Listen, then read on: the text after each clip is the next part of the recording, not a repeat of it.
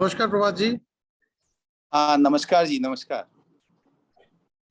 Welcome to Vision India Forum. Amrit Mahotsav, 75 years of India's independence. The Honorable Prime Minister Narendra Damodar Das Modi on the 12th of March 2021 announced celebration of 75 years of glorious history of India's, wonderful years of independence, wherein the nation has tried to, get back to its olden and golden days. It has really tried to, recapture the old and the past glory, wherein once upon a time India used to be an economic superpower as well, with a GDP of almost 25% going back 17 centuries back. Prabhat Kumar, one of the bureaucrats who topped the IAS examinations in the 1984 examinations, and then in the is an 85 batch IAS officer. Correct me if I'm wrong somewhere, sir, Prabhatji. He is somebody who is created with a lot of reforms during his tenure and his journey as an IS officer. Bureaucrats like him are responsible for where we are today, good or bad, you like it or not. But this is where India needs to be very, very grateful to people like Mr. Prabhat Kumar, who have spent more than, almost 4 decades, and if not more, trying to resurrect the old glory of the country, of the nation. And now we'll be stepping into the final quarter of the centenary celebrations of India's independence, going into August, the month of August. And the Honorable Minister of Culture, Arun Megwal, had announced a few days back that the Amrit Mahotsav shall be extended to 2023. Henceforth, we can be rest assured that with whatever we have done over the last 75 years, the next 25 years are going to be a very, very important, significant step in kind of concretizing India's take for the claim for numero uno glory in the global superpower race. Prabhat Kumar, over to you. Take us through the life and times journey of an IS topper, and then finally how you retired, and now what are the learnings that people who aspire to take up such a important, such a very, very difficult career, they should be taking this up as a career, as a job, as a service, or as something which is more than all of that. That's passion, the passion for nation, nationality, nationalism. What is it about an IAS officer which makes an IAS officer different from the league? Over to you, Sri Prabhat Kumar. Jai Hind.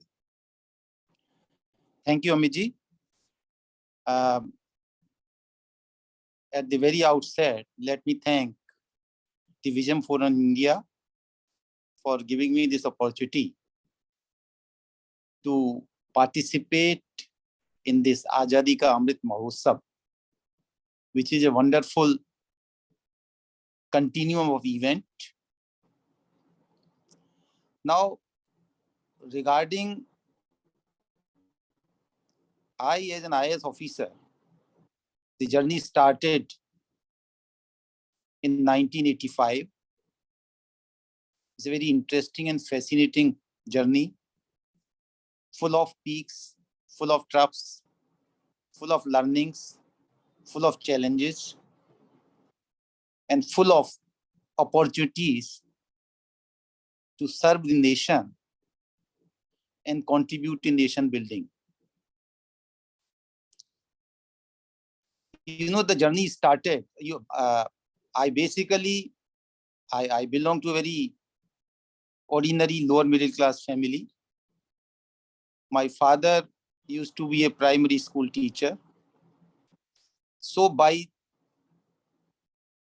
inheritance, I am a teacher, but by education, I'm a doctor. I did my MBBS, and in the final year of my MBBS, certain things happened which prompted me to enter into civil services. In my first attempt, I was selected in the Indian Police Service and I joined IPS, was in the academy. And that was the time, if you can recollect, was the peak of Bhimran Bale, the leader of Khalistan movement. And I was allocated Punjab cadre. And my colleagues started making my booth in the academy, because the day I go there, I'll not be there anymore. That was the terror of Bhimran Bale in Punjab. So I appeared from the academy And the result was that I stood first in the examination. So when the result came, I was in the police training school, Philor. And you will be surprised to know, when I was allocated Punjab cadre, I was little shaky, like any other person. But the day, that tragic incident of Mrs. Gandhi's assassination happened, I firmly determined that I have to go to Punjab and I have to serve the people of Punjab and the nation, being an IPS officer in that cadre. But that was not my fate. So I was selected in the Indian Administrative Service, and I came and I joined in Uttar Pradesh. When I joined the services, my father told me 3 I's. The first and the foremost was the integrity, I for integrity. And what his concept of integrity was the integrity of thoughts. Because he taught us everything flows from the mind. And to him, integrity in terms of corruption was a very small part of the whole concept of integrity. So that was number one. And the second was industry, the hard work. And the third was the intelligence, that is the application of mind and the application of common sense, which is so uncommon nowadays.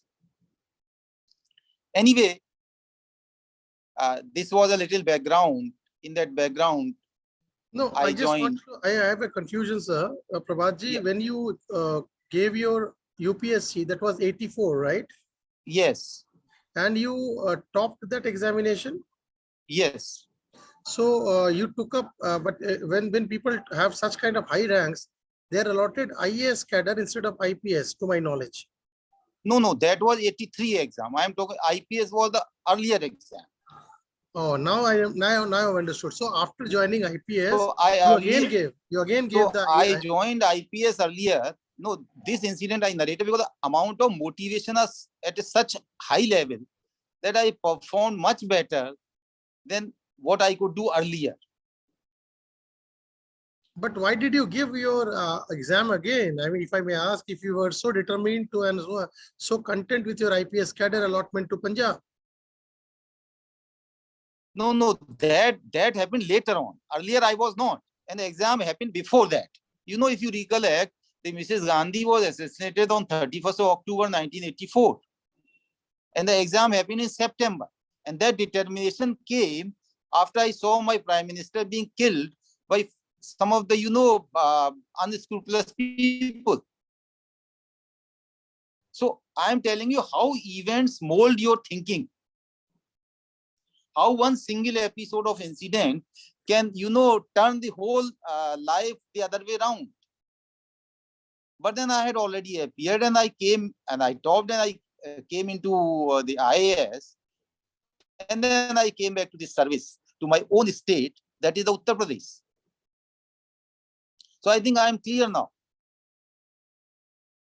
Yeah.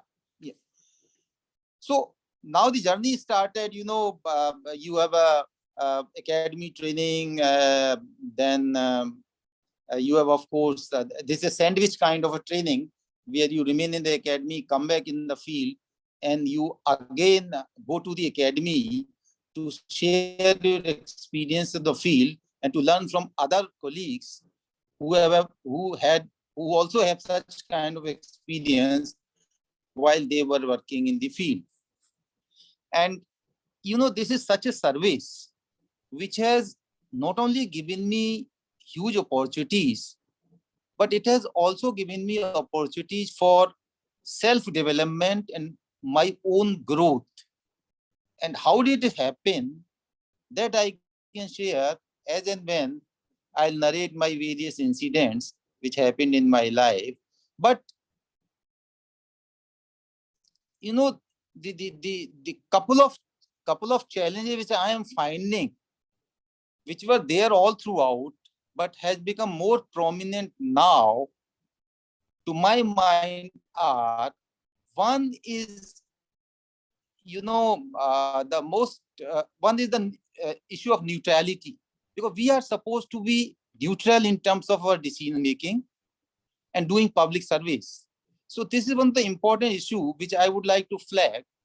Second issue is, of course, corruption, because this service, if you recollect, the 1947 speech of Sardar Vallabhbhai Patel, which he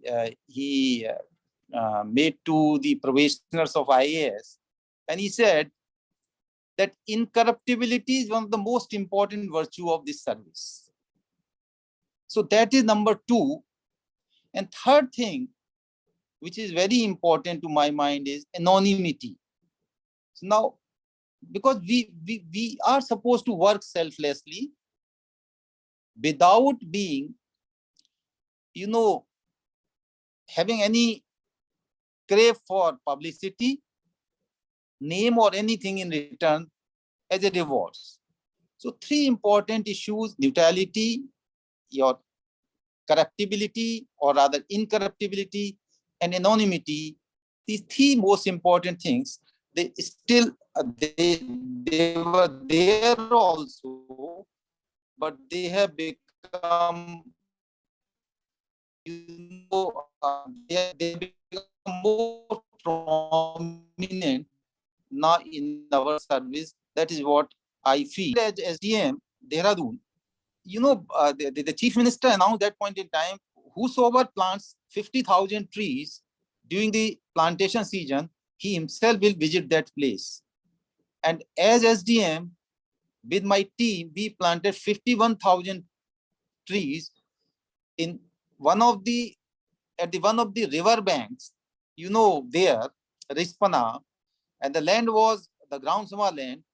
And now you can find this whole place is, flourishing as a forest. And the first encounter which happened, you have good and bad, both kind of experiences. And there also, we were wanting to do some kind of broadening of road. And my commissioner, that point in time, he was told by one of the central ministers that I should be stopped immediately. And that is what the instructions my commissioner gave to me. So that is where my first encounter came in terms of the hindrances, obstacles, which you find, while you are doing your public service. In my whole career, two things I have kept foremost. One is the spirit of service. That is the public service. So I've always kept in my mind the common man. I have always thought myself one amongst them, and public has been the topmost priority in my whole career. And you will be surprised to know, when I was Commissioner Meerut, the people would started pouring at 6 a.m. in the morning.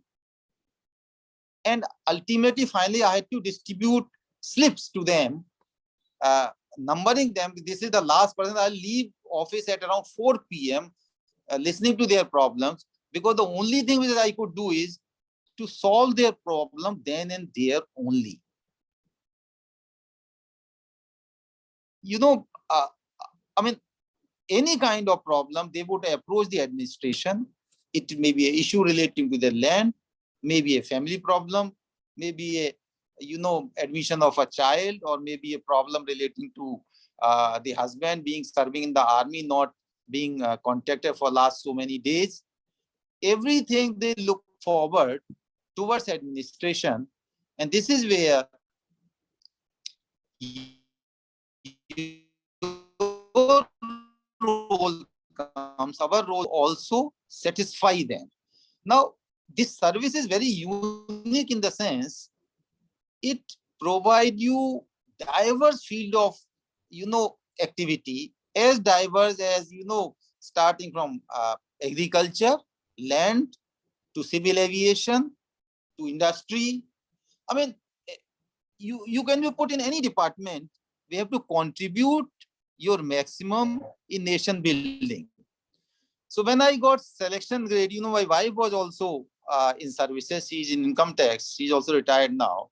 And government has a government order that if vacancies are there, the husband wife should be uh, posted together as far as possible. So I went to my senior person who was in charge of the personnel and requested him. And when I told him that my wife is posted there, if it is possible, I may also be adjusted if there's any vacancy. I was surprised to hear the answer.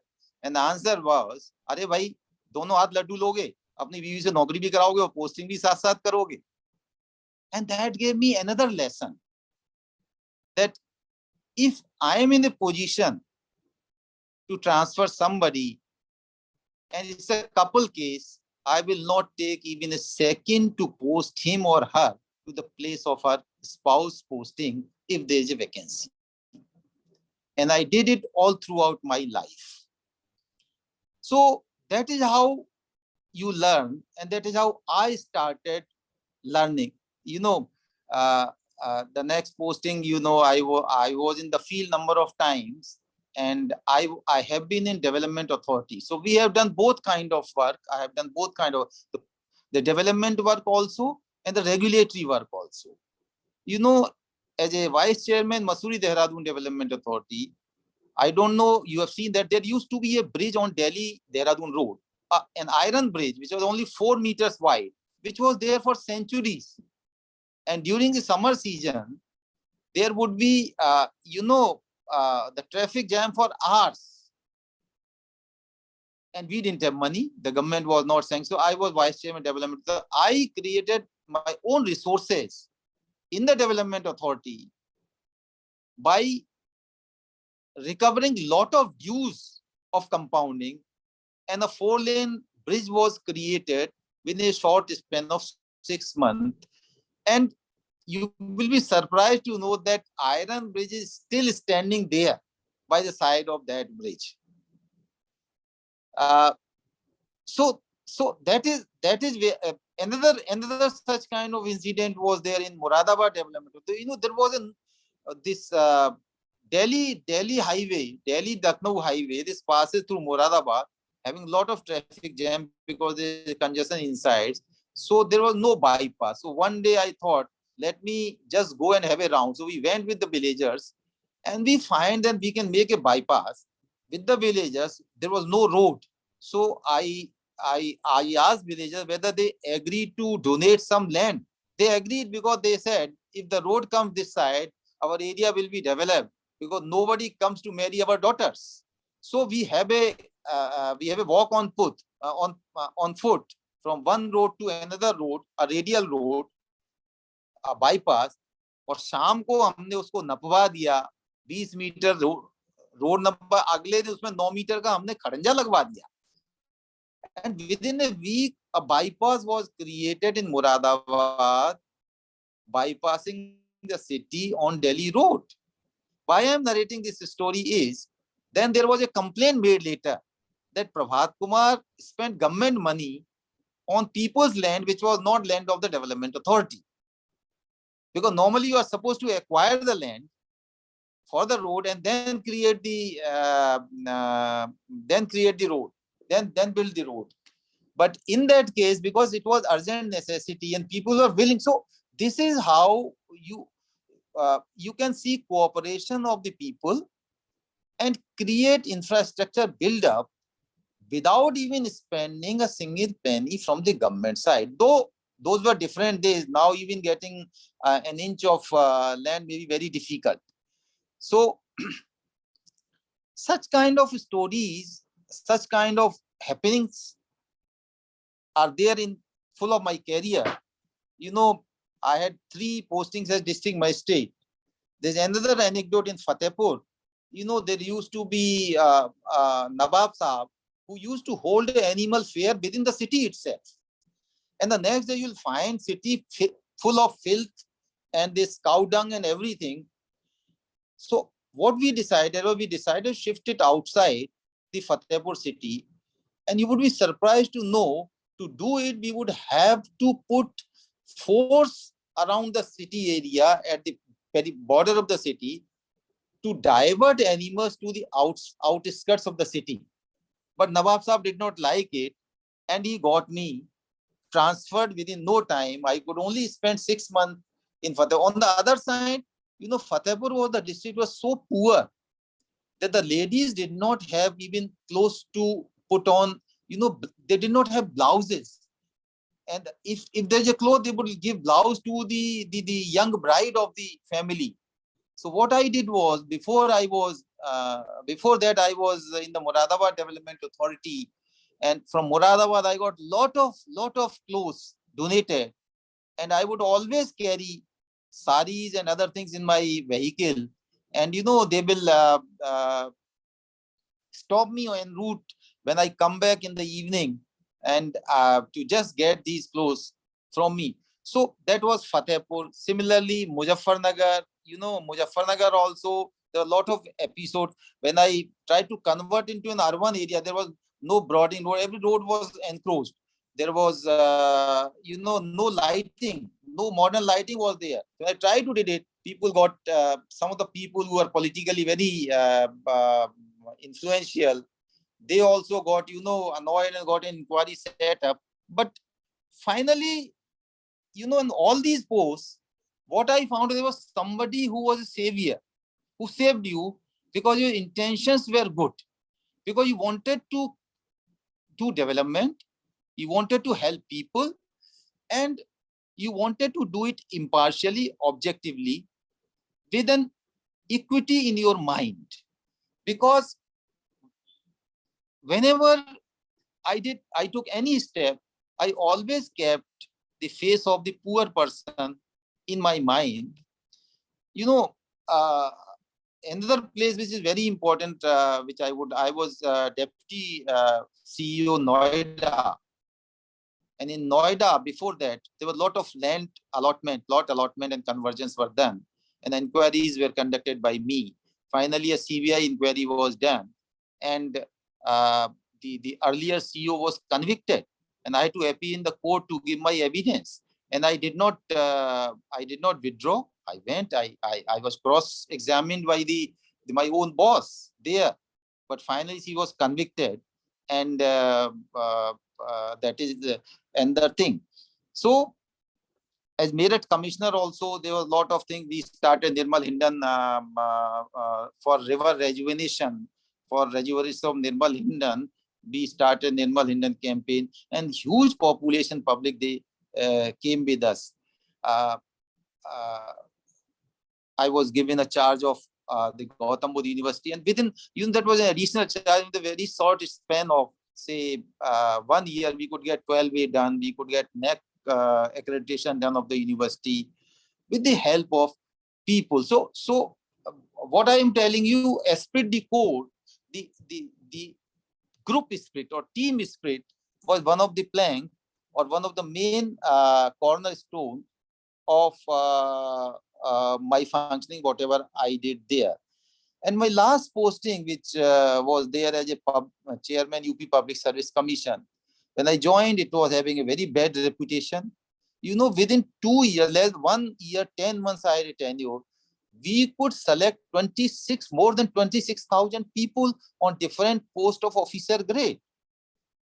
And 4 PCS exam I cleared: 2017 PCS, 18 PCS, 19 PCS, and 20 PCS within this period. When I left in 21 April, we had already declared the result of 20 PCS, much ahead of UPSC exam.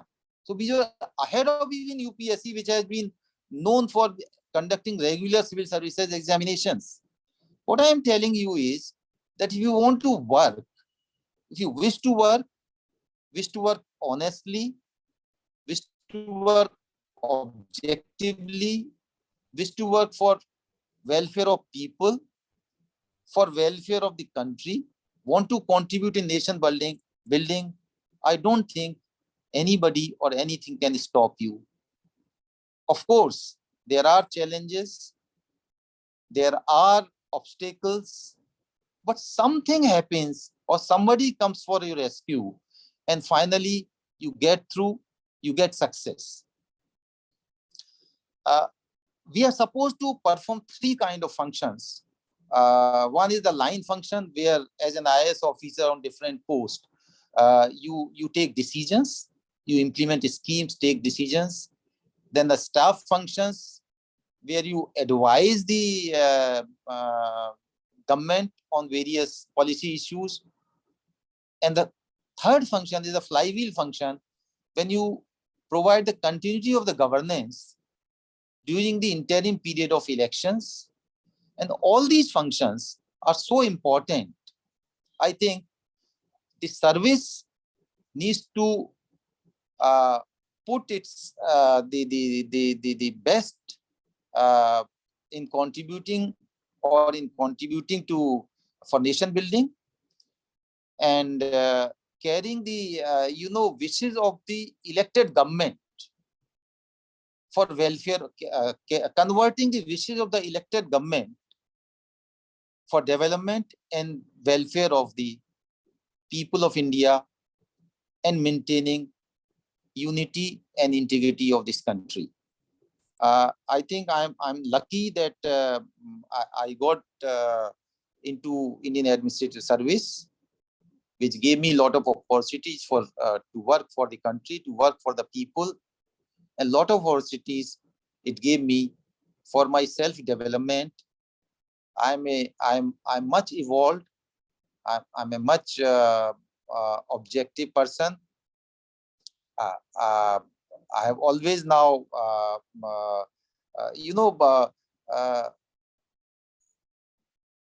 there's no stress in my mind over a period of time. That art of working under the stress, I have learned it through this service or in this service. And I can sleep anywhere, anytime. That is the status of my mental activity. Just so the idea is work while you are relaxing, and relax while you are working. So I think it's a fabulous journey, and I have enjoyed it. I have enjoyed, and I wish that I had more time to contribute. Though now also I contribute. I contribute on the very important movement of scouting and guiding. I'm the state chief commissioner in the state of UP, which is also very important movement for development of youth of both boys and girls of our state, whether the emotional development, spiritual development, intellectual development, physical development, or even the social development. A wonderful movement I am heading now. So not yet retired and not want to be retired. Your stint with the central government, some light on the areas and ministries you worked, and your some anecdotes you would like to share. Yeah, in the central government, I very first time I joined as private secretary to then agriculture minister, Mr. Ajit Singh. It was Mr. Bajpayee's government, and Mr. Ajit Singh had to resign. And this you will find this is the sole example when I continued as private secretary to Mr. Rajnath Singh, who from a different party took over as agriculture minister in his place. So I continued with him. Then I went on a deputation to an international organization called ICRISAT. Remained there. After that, I came back as Joint Secretary Civil Aviation, and later on joined as Director General Civil Aviation. And there, that was a time when the Federal Aviation Administration, FAA, has downgraded India from category 1 to category 2. The meaning there why that from category 1 to category 2, India could not expand its air operations to US. And it was a huge disrepute for the Indian civil aviation, being the third largest civil aviation in the world. So at that point in time, I was given charge of the DG Civil Aviation, and within a year's time, we could regain our category 1 with the hard work and with the kind of audit which FAA wanted. All deficiency was rectified, and later on FAA came and they were satisfied, and we could regain our category 1. Here also my endeavor was to be pro people. We created a portal for the passengers, Know Your Right portal, where you can know your right and you can find out in what situation, what are your right and whom can you approach. Similarly, the EGCA project, EDGCA project, which was also started in my time, because because of reducing the physical contact of airlines and other things. Even the air operators permits of Air Asia and Vistara airline were given during my time. So that was the time when a lot of expansion took place in civil aviation, and we also contributed in that endeavor. Your views on the Air India privatization? No, it was there also. It's a wonderful thing, because Air India was making huge losses, and one of the most important contribution in that was of the merger of Indian Airlines and Air India, which could not succeed, and especially because the HR merger was very difficult. So government wanted to do privatization. It has been successfully done. I think it will bring back the glory of Air India again. Did you, would like to just revisit your days as a young doctor? You qualified as an MBBS, and at that you were a gold medalist, if I am not wrong. So you topped your MBBS. Yes. Now a gold medalist, a topmost physician of the country, what made him decide to get into UPSC? So that is what I was telling you in the beginning. Something happened in my final year of MBBS, which prompted me to appear for civil services. And this was basically, there were some strikes in medical college, and the young IPS officer of SPCT, and they came, and they were given so much of importance vis-a-vis senior residents and other things. So something within me said, why don't you join yourself this service?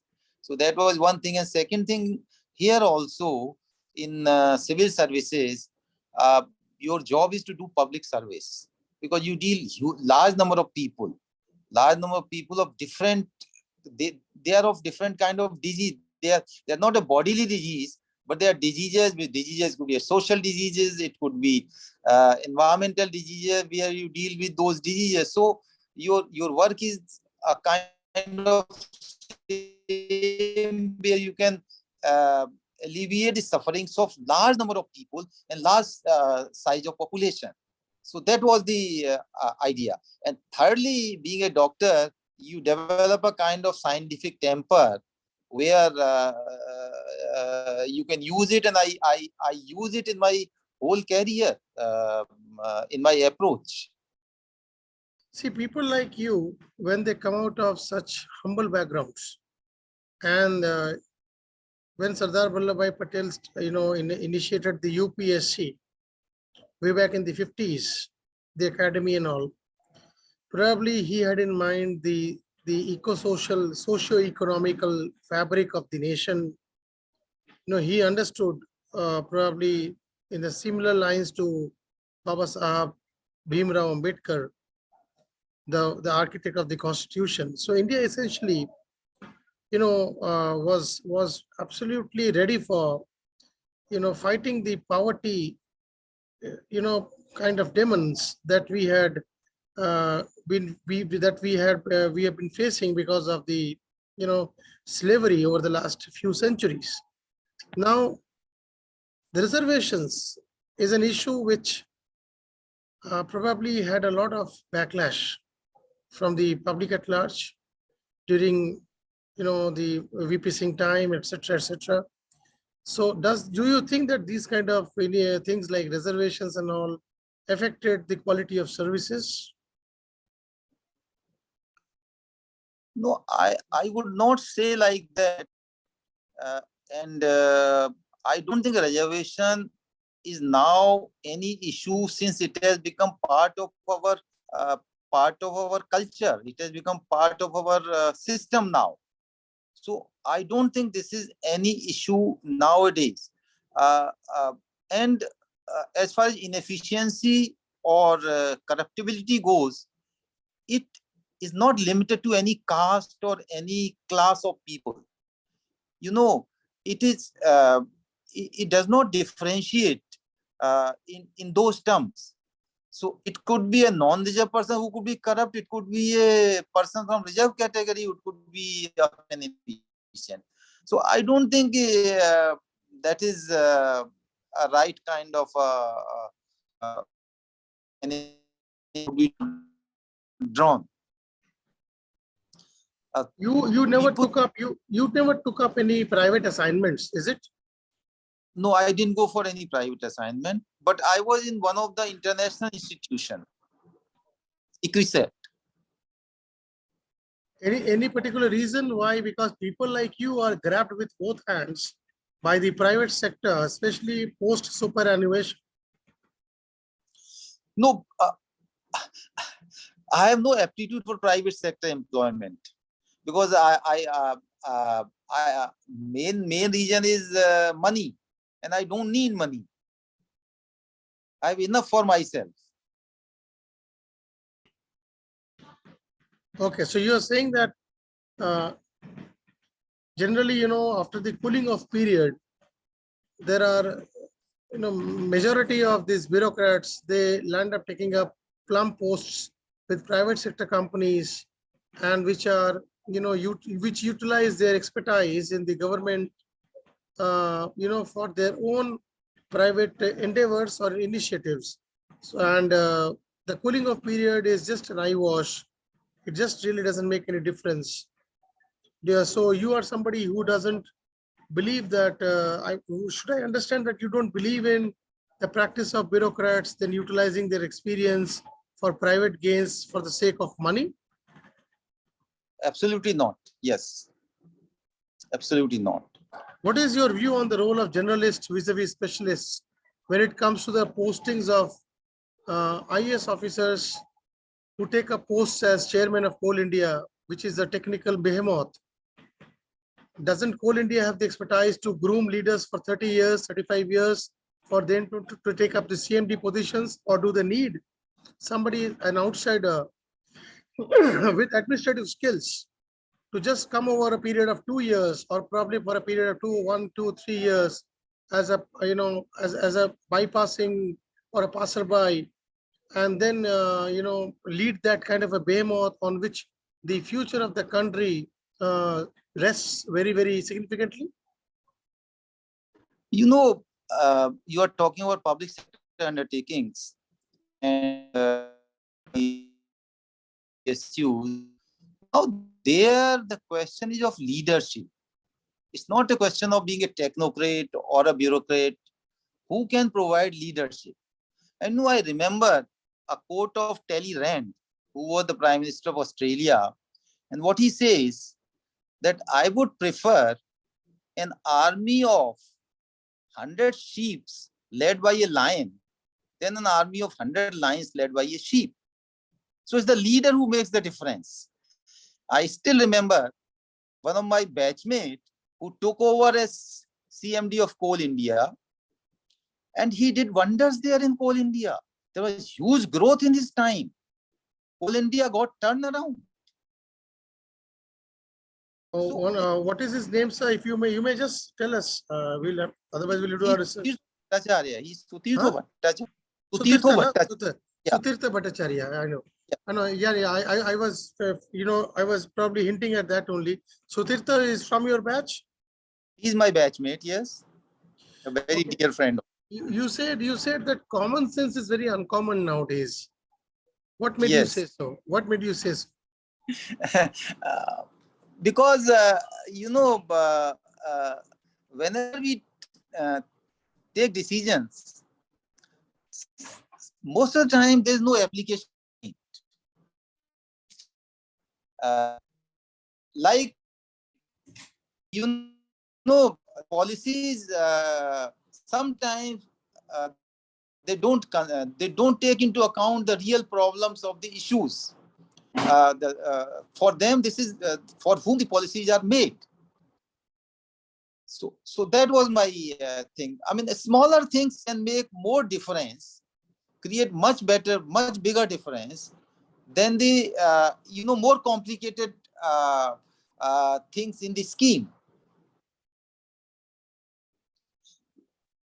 How difficult it becomes for a bureaucrat like you when there is a discord between center state, especially when the parties ruling at the center and state are different. I did not face any such kind of any difficulty during my tenure. But yes, of course, we keep on reading newspaper so many times. There are differences between the state and the center, and sometimes the brunt is suffered by the All India Services officers. Uh, but uh, but that is the beauty of this service, that you are an employee of central government, and you are put at the uh, disposal of the state government where you to work. And UP, Uttar Pradesh, has been a state. Probably it is a country in its own right when you compare it with other nations of the European Union and all. How difficult it is to be a part of a state cadre like UP vis-a-vis a state like, say, probably Nagaland, or say some other Daman, or some other small state. How difficult or how different it is? No, it is difficult as well as it is good also. So it's different in the sense that the problems which UP has are of different kind, especially the law and order, the crime, the social justice, taking benefits of government schemes to, I mean, the public service delivery, enormous, huge, a population of 24 crores. So, but in a small state, the problems are very different kind of problems. These problems may not be there. They were their own problems. Now, working in UP could have some advantage, could have some disadvantage. One, making a difference is not very easy. You have to work very hard to create a difference which is visible. While in a small state, a small effort can create a huge difference in visibility. So visibility requires effort in UP. The other side of it, that you are above so many times, 75 districts. So you can take certain decisions, you can do certain work which it may not be possible for you to do a small state when you are very close to the capital, and everybody knows you and everybody sitting on your head. What are your views on Allahabad to Prayagraj? No, they are all political decisions, so I don't have to say anything. And UP, all over, all through your career that you worked with primarily in that state at the state cadre, I mean, has been very volatile communally. What would you have to say on that? Because you were part of the system.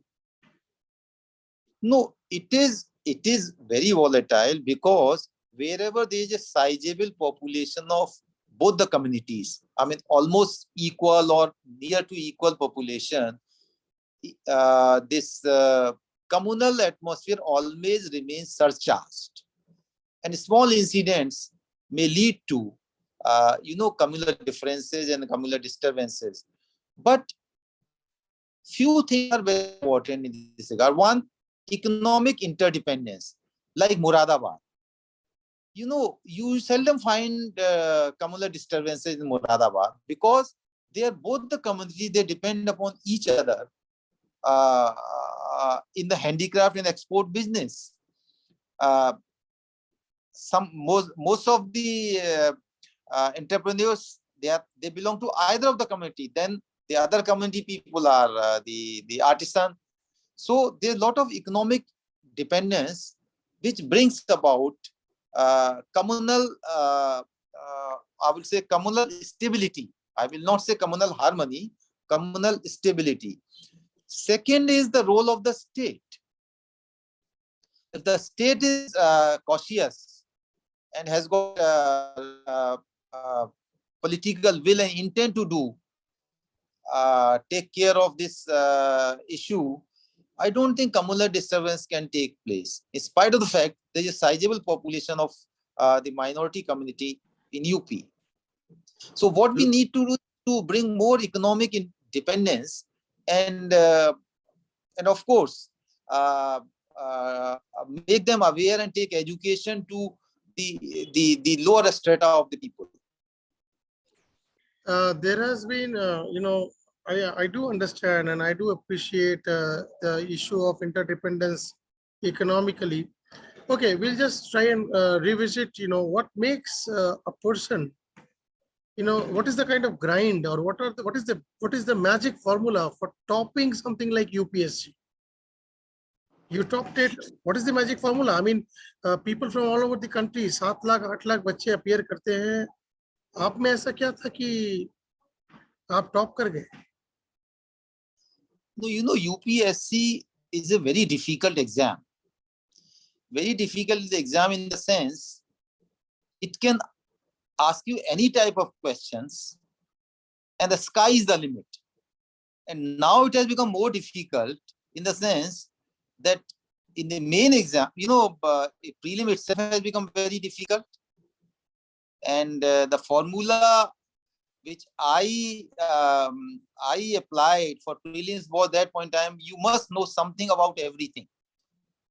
That was the strategy, that you must be widely read person to, if you want to clear the prelim exam, because the first state exam is not very easy, and the mains also everything about something.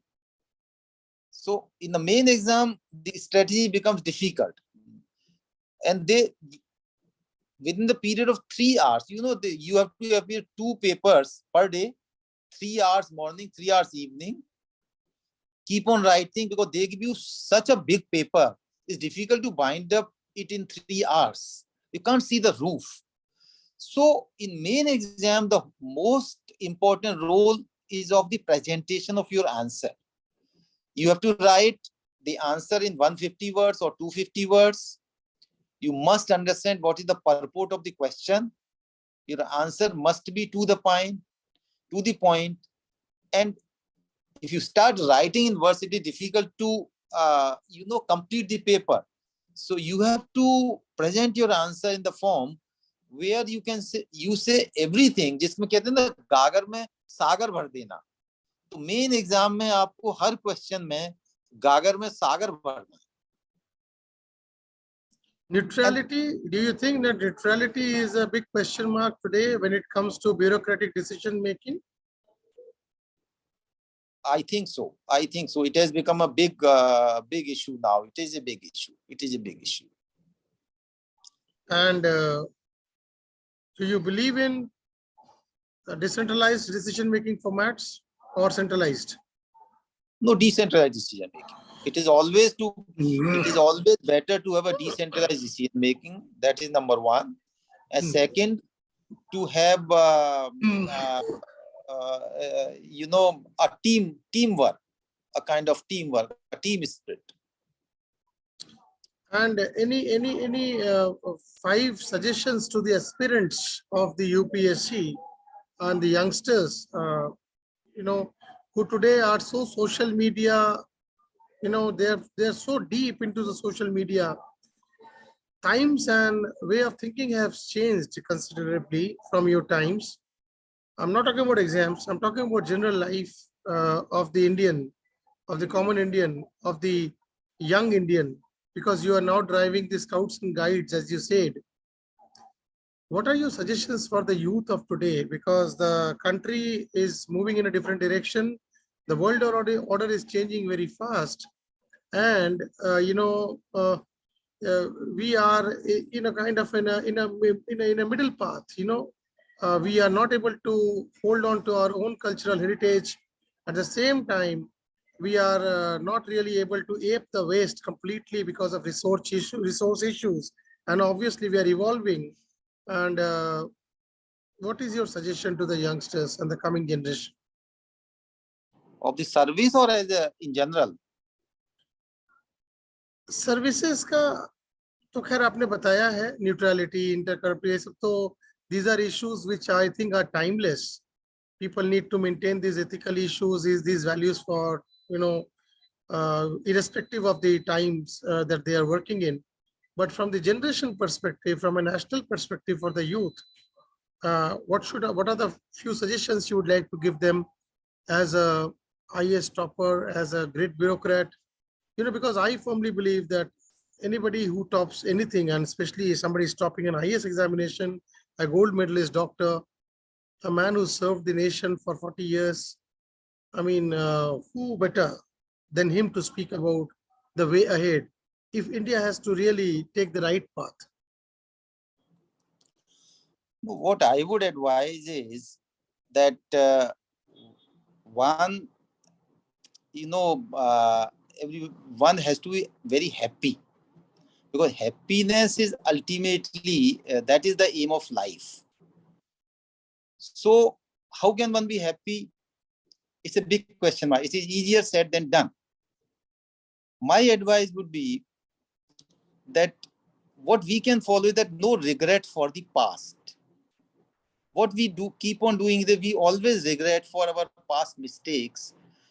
It does not mean that you don't learn from your mistakes, but past happenings keep on troubling us. So one thing is that please don't regret from the past whatever bad has happened. Don't regret. And second is no apprehension for the future, because the world will remain the same. The India will remain the same without all of us, without most of us, without any of us. So please don't be apprehensive about the future. So what remains? It is the present. Bubble with energy. Be exuberant. And that is only possible if you do your work without craving for an outcome, without attaching it from its outcome. Do your work. Now, work could be a student has a different work, a government employee has got a different work, as a father, you have a different work, as a brother, you have a different work, as a neighbor, you have a different work. So do your duty. And in Scout, we have 3 principles which I would share here. One is duty to God, that is spirituality. Duty to others. Others means anybody, including environment, plants, water, neighbor, anybody. And duty to self. Duty to self means self-development. If we start doing these duties, start living in present, enjoying present, I think it's a great future for everybody. Prabhatji, we can continue this, for a long time. But then I had promised you 25 minutes, 30 minutes, but I have taken more than that of your time, valuable time. And it was initially very difficult to get you speaking, but your reluctance probably uh, your reluctance went away probably after seeing the kind of intentions that we had.